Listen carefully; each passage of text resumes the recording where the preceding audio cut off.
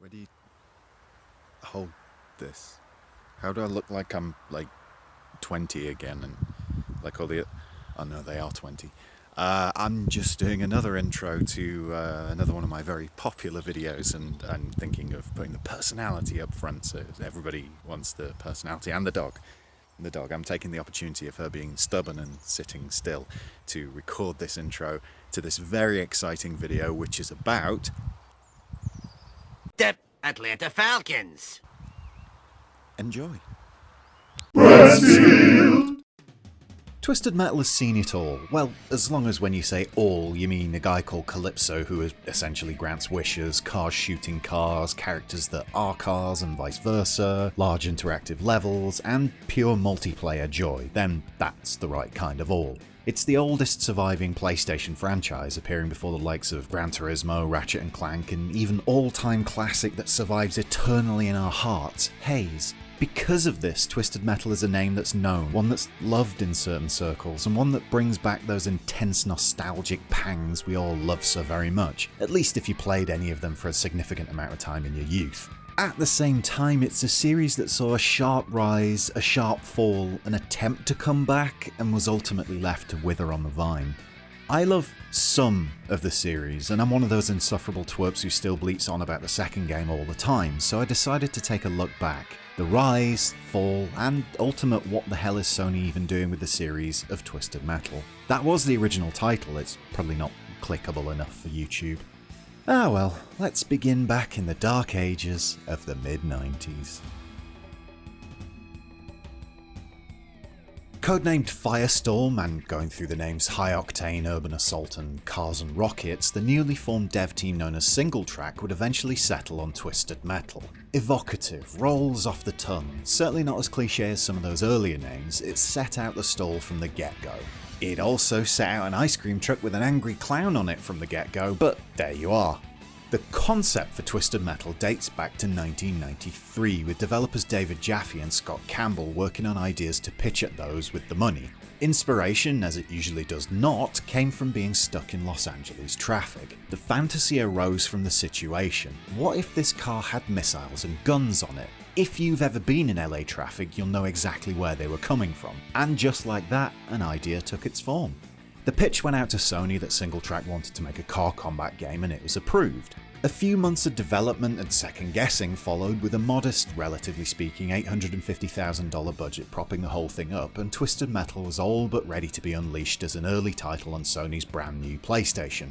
This being the new baby, the publisher had to check out what it was putting on the console. As Jaffe claimed, father of the PlayStation Ken get another job to afford a PS3 Kutaragi played Twisted Metal, then asked, when are they going to add the real graphics? It's a fair criticism, truth be told. Even by the standards of late 1995 and the first wave of 3D titles on PlayStation, Twisted Metal looks like an unpolished turd next to the Ridge Racers of the world. In some ways it feels like a prototype, something pushed out the door to prop up the library through sheer weight of numbers while the special games do all the heavy lifting. And yet, Twisted Metal is really good fun to play. It's chonky and graphically lacking, sure, but whack that bad boy into two-player mode and you've got something that got us through countless school lunchtimes when we skived off to my mate Cookie's house. It never had the looks, but it's always had that pure arcade fun quality to it, and the general public recognised this. Expected to do nothing and essentially sent out to die, Twisted Metal sold over 1 million copies and ended up a legend of the original PlayStation scene. I put that success all down to its futuristic setting of, 2005. For whatever reason, probably its relatively low budget for the first game, Single Track was quickly put to work on a sequel. Given more time, money and scope to do what the team wanted to do, the sequel would be able to not just fix those niggling issues from the first game like shoddy graphics and frustrating controls, but go further, bigger, broader, worldwide even. But Twisted Metal 2, known by the far better name of Twisted Metal World Tour in Europe, almost wasn't what it ended up being. Initial planning for the game began while the first hadn't been released to the public, and the internal negativity surrounding the original meant Single Track was already looking for ways to do things differently. Hover cars were one initial idea to get around the vehicles controlling badly first time around. There was even talk of replacing the vehicles entirely with player-controlled insects, which would scuttle around the levels, climbing up buildings, and generally predating Earth Defense Force by almost a decade. The attitude, basically, was to fix it. Fortunately, the first game launched and was well received by the public, and any notion of making the sequel focused on ants fell out of favour. No, the sequel would be motor vehicles, it would be guns and missiles, it would be, well, fabulous, as well as the last real Twisted Metal game for quite a while. Taking the action around the world on some kind of world tour, you might say, Twisted Metal 2 is a fine example of what happens when a studio has that aforementioned time and budget, as well as experience with a format's foibles to make a game. It's still rough around the edges, and it was still laughed out at the annual convention of 3D snobbery for its better than the original but still shitty graphics, but nobody can argue with the sheer amount of fun the sequel is. There's a reason it's still held up by many. Hi, I'm many, as the best in the series.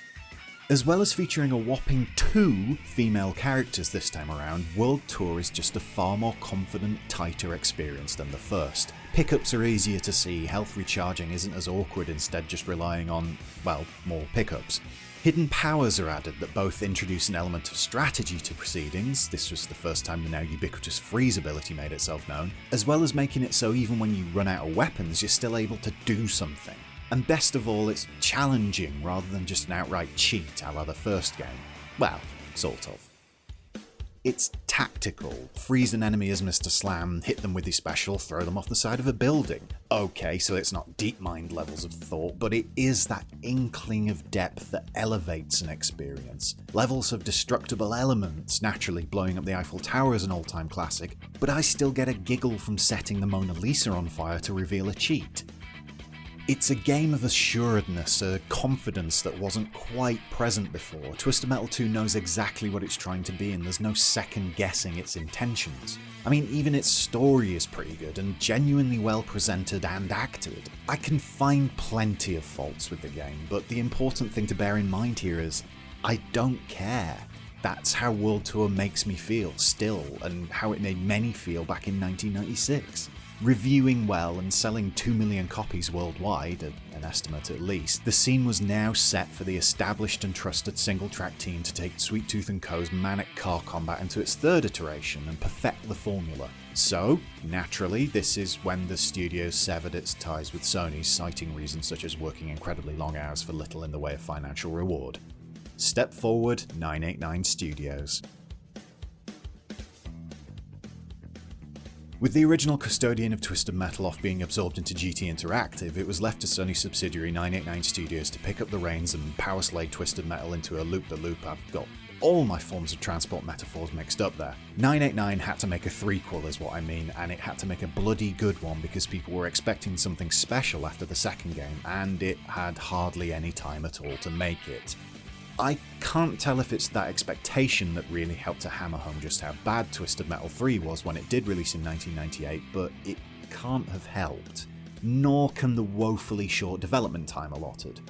We'd played World Tour and plenty of us had adored it, we were willing to give 989 a chance. What it presented us with, well, it wasn't Twisted Metal, not really. In fact, Jaffe would once describe 989's Twisted efforts as like a 40-year-old trying to be cool. It also didn't help from a technical standpoint that the studio went into things blind with no access to the engine used for the previous game. As such, it was forced to make its own, producing what was claimed to be an engine with more realistic physics and much smarter AI. In practice, well, I'll get to that, but it was a valiant effort from a studio that likely didn't expect to be put into this situation. Problem is, being valiant alone isn't a winning formula. There are plenty out there who parrot the Jaffe claim that Twisted Metal 3 is a good game, not a good Twisted Metal game. I will dispute that. Twisted Metal 3 is a bad game and a pale imitation of a Twisted Metal game. Its worst crime isn't the physics, which leave you on your roof most of the time, or the repetitive soundtrack of Rob Zombie and Pitch Shifter songs. It isn't the slip back to OG Twisted Metal's level of unfair difficulty. Twisted Metal 3's worst crime is that it is utterly vapid. It offers nothing of character or atmosphere, instead of vague facsimile of an even vaguer concept only half understood by those making it. Twisted Metal 3 is absolutely, genuinely boring. For a game about cars scooting and shooting backed by a storyline littered with psychopaths and wishes coming true, I don't understand. Levels are insultingly dull with no interaction and genuinely nothing of note about any of them. I literally, and I mean literally, fell asleep while playing the game to record some of this footage. Though, admittedly, that might just be because I'm very old now.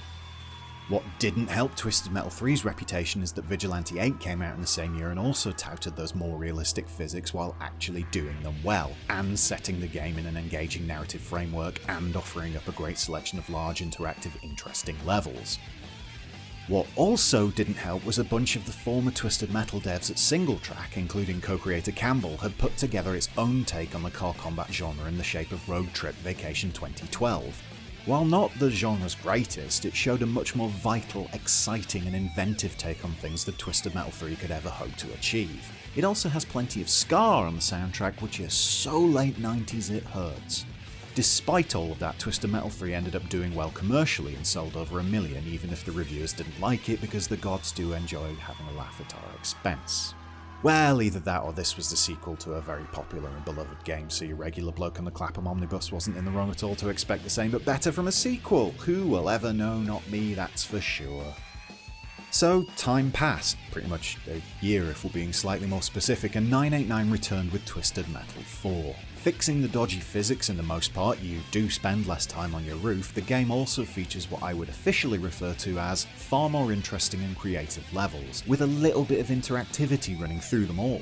It looks a bit better, it's still just entirely tame though.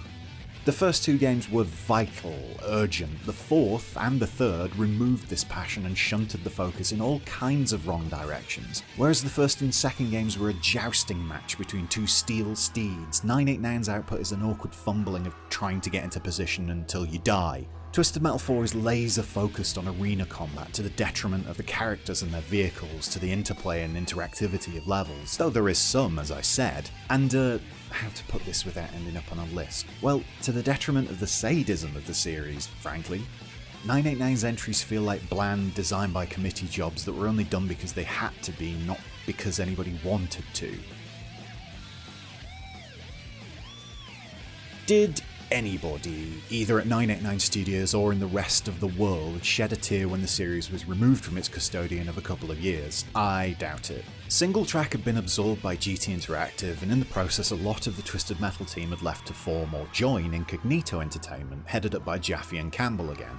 This new independent studio had no formal ties to Sony, and Sony owed the Twisted Metal team no favours, but the PlayStation brass wasn't about to give up on a series that had been doing well for it, and the offer came in for Incognito to reclaim its baby.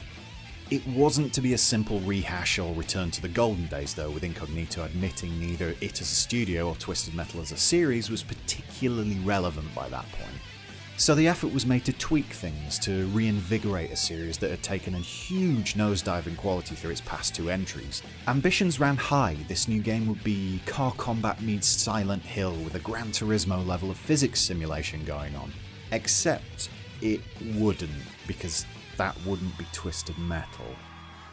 It took some time for the focus to come together, but when it did, Incognito settled on Twisted Metal, but darker than ever before. A game that would make a mockery of Sweet Tooth having a literal Sweet Tooth in the third game, one that would make Axel ripping his own arms off look like mere comic book silliness. One that would get the team in trouble for trying to put in a scene where a preacher drowns a baby, which thankfully was only described in the finished version, but that level of darkness. Blackness. Twisted Metal Black hit the PS2 in 2001 and quickly became the game for a chunk of the audience. What the past two games had lacked in atmosphere, Black made up for with gusto. It was the true next step for the series, old hands on the wheel but a new generation of console and its players ripe for the corrupting. It's too hard, it isn't creative enough, every level has the same browns and blacks and greys. Now, you may hate me for saying this, as the cult of Twisted Metal Black is a devoted one, but I'm actually quoting co-creator David Jaffe there, speaking retrospectively about Black. But he's right. Twisted Metal Black is a solid return to form and brings with it some gloriously, well, black elements, but poke past that atmosphere and those shock factor stories and what do you have? A twitchy, unfair, rather ugly affair. I'm not down on Black, even though I live in Europe where we got the heavily censored version which cut out all of the storyline elements, all of them. No, I hunted down the US version so I could have those cutscenes. I wasn't fazed by the censorship. I still have many fond memories of the game, and even to this day I get nostalgia pangs on seeing those dark, storm-swept levels as they slowly become more destroyed through the course of a match, and the return of freely murderable pedestrians is obviously great. But there was something missing from it, and while efforts would continue to reclaim and reassert what the series was and is, Black proved that the fire, even with many of the original staff at hand, would never burn as brightly again. Admittedly, it took us a few years after Black's release to realise this, though the release of Twisted Metal Small Brawl just a few months after Black did help expedite the realisation. I don't want to dwell on it. Made by Incognito's B team, I don't mean that as a slight on their abilities as developers, just that it wasn't the Twisted team on hand here. Small Brawl was the kid-friendly version of Twisted Metal. Coming to an all-but-dead original PlayStation, it was genuinely more forgettable than the third and fourth games, though that's likely because there were actual hopes and expectations attached to those.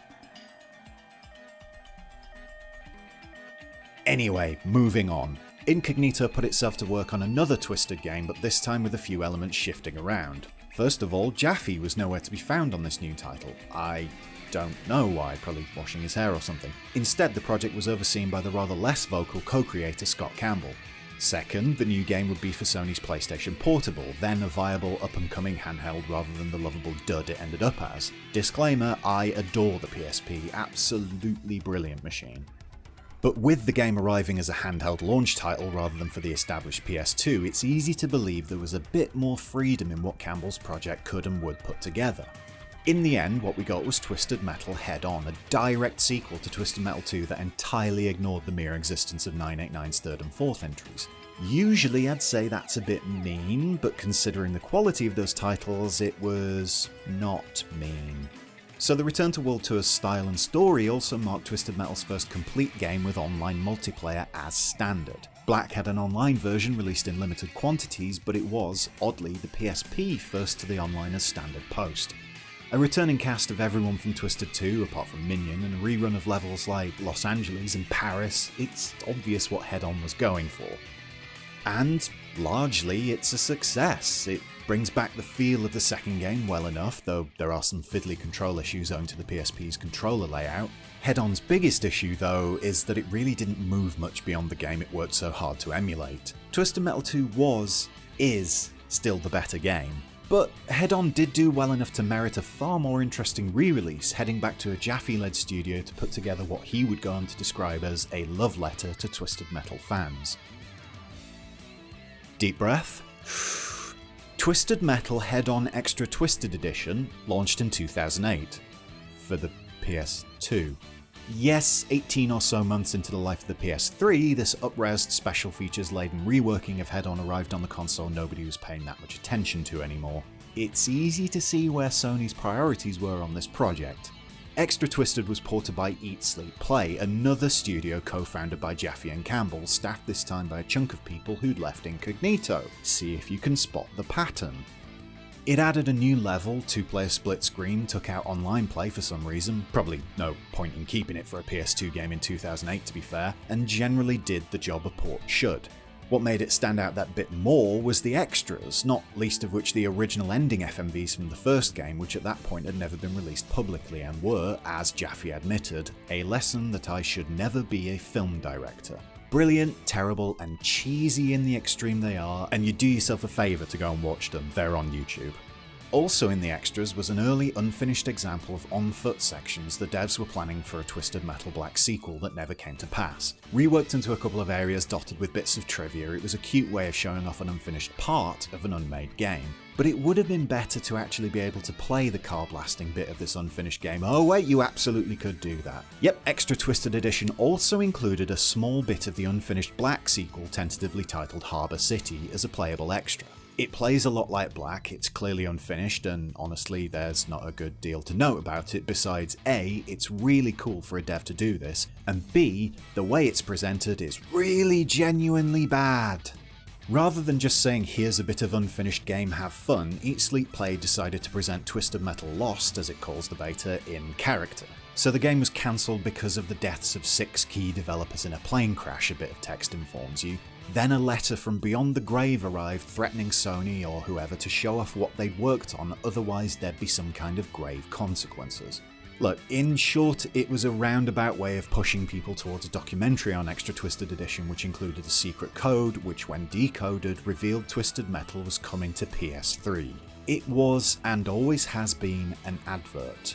If you still think the crash was real, as some do seem to, well, I actually looked for plane crashes on the date it's claimed to have happened, March 13, 2005. I found one, a real one in which 3 people, a father and his 2 daughters, died. That makes me feel sad and icky on behalf of whoever came up with the plane crash story, but hey, at least we knew Twisted Metal was coming to PS3, right?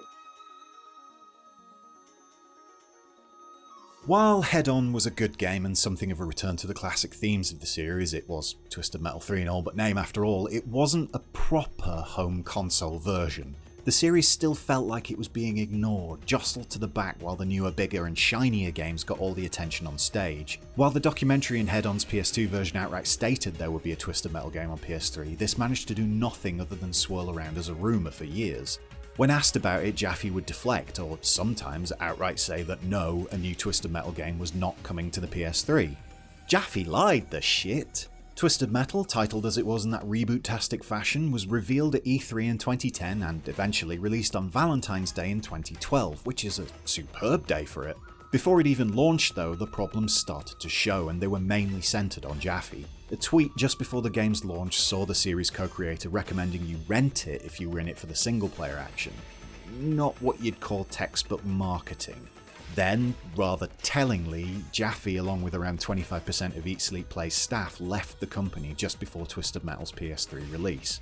The game itself was okay, but you could feel the changes it had gone through in its development. There was no way this was the project as envisioned from day one, and the lack of congruity between its different elements made the whole thing feel disconnected and, oddly, quite budget. But then Twisted Metal on PS3 did begin life as a digital-only game intended as a small online multiplayer-only title costing a tenner or so.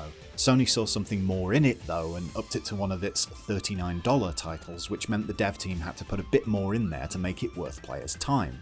Then Sony upped the ante once again, requesting single-player story elements to be added in it so it could be released as a full-price title at retail. Honestly, this shows in the finished product. It's by no means bad, and if you ever were able to get a game online, there was some raucous fun in there.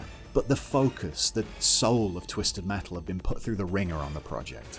There are far worse examples of tortured development stories out there, but I still believe this one is a textbook example of, shall we say, things not going in a straightforward fashion. I won't dwell on the game featuring racers of all things, or why it for some reason has Straight Outta Compton as a licensed track as if it in any way suited the game, but I will dwell on something Jaffe himself said. Twisted Metal on PS3 fractured the audience. Folks like me wanted the old school, story-led campaign with fun multiplayer on the side. Others wanted Call of Duty and cars. It does neither. It lost steam in the run-up to launch, probably not helped by the milquetoast promotion of it by its creator, and the game didn't end up doing too well. By 2014, it was all but dead, really. Around the same time as the 2012 release, a Twisted Metal movie was revealed to be directed by Brian Taylor of the Crank films, but mediocre sales of the game put Sony off the idea of investing any real money into the project, and by 2017 it was officially dead, at least in the initially intended form. But recently, at the time I'm saying these words, the newly formed PlayStation Productions has announced a Twisted Metal TV show is in the works, with details thin on the ground. But the games? Yeah, no games, nothing, not a peep. For all intents and purposes, Twisted Metal is a dead gaming franchise, hurled unceremoniously onto the scrap heap after years of confused efforts at making it great again failed. Can it ever be entirely forgotten though? Well, no, because the TV show thing, but as a game, I'd say also no. The franchise had sold around 5 million copies in the US by the launch of Black. Add on about 1 million for the PS2 game, another 500,000 or so for the PS3 version, let's just say 200,000 for Head-On's versions, 6.7 million copies in the US alone. Add on 2 million for the rest of the world, a conservative figure pulled out of my backside based on the fact 3 and 4 didn't release outside the States and the series as a whole is less popular outside of its home nation, and you're pushing 9 million overall sales. That's not gangbusters, but it's by no means bad. It's better than most game series managed in a lifetime, and it says to me it's one Sony isn't about to completely forget about. It's not one the company will just fob off into the world of telly and leave it alone there. That said, were the Twisted Metal game series to be taken back off the scrap heap, it would likely be a very different animal to what we knew and loved. The upcoming TV show does make it far more likely we'll see a new game, I'd say, but in this hyper-multiplayer Rocket League & Co. games as a service focus world, well, I'm glad Twisted Metal World Tour still exists, let's put it that way. But then that's me. The series may well rise again, maybe even to greater heights than ever before. Conditions do feel right for daft multiplayer car combat nonsense to succeed. But whatever a Twisted Metal game might be in future, it'll never be that couple of isolated special moments it once was. Because nothing ever is. But you know what? I'm not sad about it. I had Twisted Metal 2, I've still got Twisted Metal 2, and I'll always have Twisted Metal 2. And it honestly means a lot to me. Bye.